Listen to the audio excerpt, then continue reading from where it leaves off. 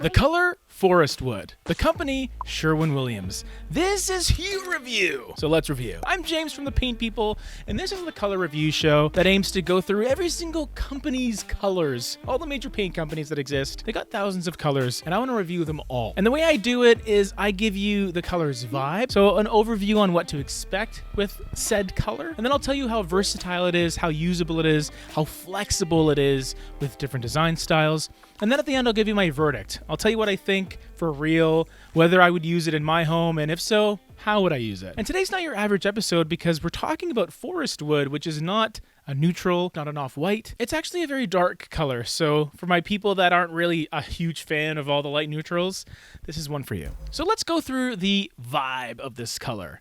What's Forestwood all about? Well, if you've ever been in a forest, you might have an idea. Because this color, it's very green. It doesn't necessarily have any woodiness to it, at least on the outside. It's not really a brown color. It is, in my mind, firmly in the green paint color category, but there is a little bit of that earthiness that can maybe come from a brown base or perhaps a gray, but the green ends up being the star of the show here. Now, before I get into this review, I do want to give you some alternatives from other paint companies in case you're not used to using Sherwin-Williams, or maybe your painter is just set on going with Valspar only. These are going to be some similar options for you that give you the essence of Forestwood, but they're not spot-on matches. They are comparables. If you don't mind that it's not a one-to-one carbon copy, then maybe you can go with one of these. Otherwise, go with maybe a custom color match, which can get you a bit closer. But the only real way to get legitimate Forestwood as a color is getting it in Sherwin-Williams paint. So this color is clearly quite dark, and we can tell this exactly because we can look at the LRV of said color. And Forestwood comes in at 8, which means it only reflects 8% of the light that hits it. And that means it's not light by any means. Essentially, the closer you get to 0, the closer you get to pure black. And I think the darkest paint color I've ever seen maybe had a 2 or a 3 LRV. 8 is not really that far off. And I think when you are using dark paint colors, just be mindful of that. Your space will feel quite a bit dimmer. Even in this room, I have 2 walls painted with an off black, and then the other half I have with a much lighter color, a much more lighter neutral. If you're isolating your eyes and kind of blocking out your peripherals, looking at one side versus the other, it's a huge difference. Be aware of that. And if you are going for that more closed in, darker, cozy feel, this is a color that I think would be an option for you. Now, in terms of the kind of green that is, it's pretty balanced, I would say. It's not going to feel overly cool leaning or teal leaning. It also doesn't have an overabundance of yellow either. It just feels really settled. It does favor the more organic side of things, I would say, like an herbal kind of leafy green to a certain extent, which I think is a little easier to incorporate in more contemporary, warmer leaning color schemes.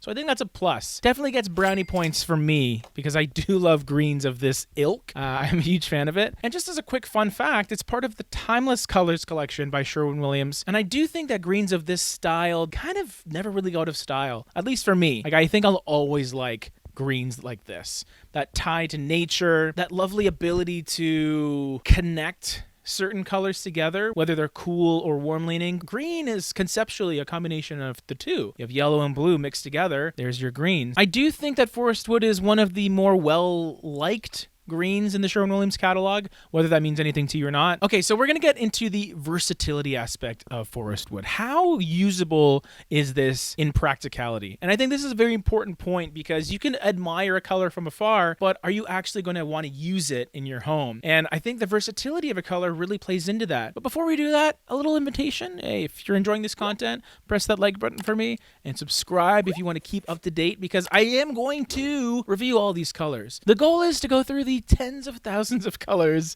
and review them all. Hopefully YouTube will exist by the time I finish. If not, we'll have to find a new platform, but I'm in this for the long haul. Okay, so vibe out of the way. Pretty standard here, like a deep dark green, really usable. How usable is it? What is the versatility on interior projects or exterior projects? If you want to use this paint color, are you really going to get some good use out of it? Inside the home, I would give Forestwood a mid versatility. And that's a pretty good score considering how dark this color is. No, I wouldn't recommend this for your hallway. I wouldn't necessarily say this is an awesome choice for your kitchen on the walls, but places like bedrooms, sure, bathrooms, yeah, living room, okay, especially if you have a lot of plant life, that green on green vibe. I could see it working. Cabinets, if you want something rich and dark, and maybe an accent color that's an alternative to a navy blue or a dark taupe. Green is one of those colors that I think is slept on. So in terms of one of those special colors that you want to use for certain projects, I think this is one to really consider inside the home. Now, exterior wise, I would probably put forest wood at a high-low, if that makes sense.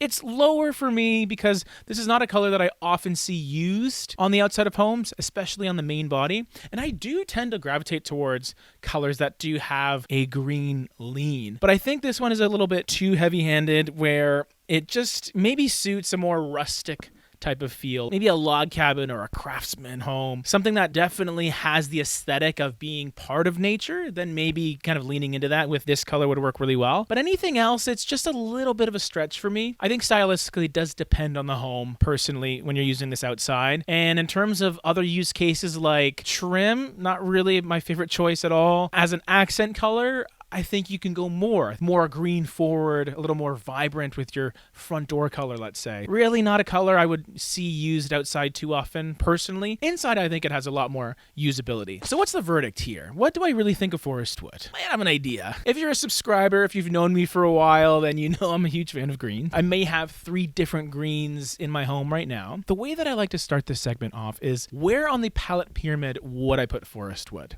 Is it a main color? No, absolutely not. Support color? No. This is a finishing color to me through and through, which essentially is an accent color. In the spaces that you want something a little more special, forest wood is going to be a great choice for that. And what I like about it too is you can use this as an accent color in many different ways in your home. This could be a room color somewhere, an accent color somewhere else where you just have it on one wall. You can paint your cabinets with this color in your kitchen, especially on the lowers or the uppers. It has a lot of usability in that accent kind of space. So that's how I would use this color. But would I? Oh yeah. I mean, I have, kind of. I've used very similar colors on that wall over there, in my powder room upstairs. Dark green is one of those deep dark colors that I can always rely on. It just seems to work with me and my personality and my design aesthetic. And my wife seems to like it as well, which is good too. So big thumbs up for me. Forest wood's great. If you want me to do a palette pyramid regarding forest wood, where I have 5 other colors that I sort of build around it, let me know in the comment section below. And before you go, I'm going to leave you with 2 color pairings, because like I said in the previous video, I have listened to the feedback. I know a lot of you kind of miss the pairings that I do with these reviews. And even though I do want to make it about forest wood specifically, I do want to leave you with 2 other colors that I think are great pairings in their own right. And what I want to do here is give you an off-white and a mid-tone color. So you'll have the full spectrum, kind of in that same sort of family, that same sort of realm, but just 3 different levels of depth. So an off-white that I think would pair really well with forest wood, even though it's a very different color in terms of its undertones, is alabaster. Alabaster is a color I'm very fond of for a number of reasons. I think it works in so many different circumstances. And then in terms of a lighter color, or I guess a mid-tone color, it's actually a 21 LRV color. So it's quite dark, but next to forest wood, it's a lot lighter. It's called dried thyme. Very adjacent, I would say, in terms of it being a green, so there's a lot of similarities there. There might be a little bit more visible warmth, and I think it's just because it is a brighter color, so it can give the illusion of that, but it still has a cool sort of feeling to it, and it's kind of like a slightly darker version of this color, which is a former Color of the Year by Sherwin-Williams. So if you want to learn about that one, you can check it out right over here.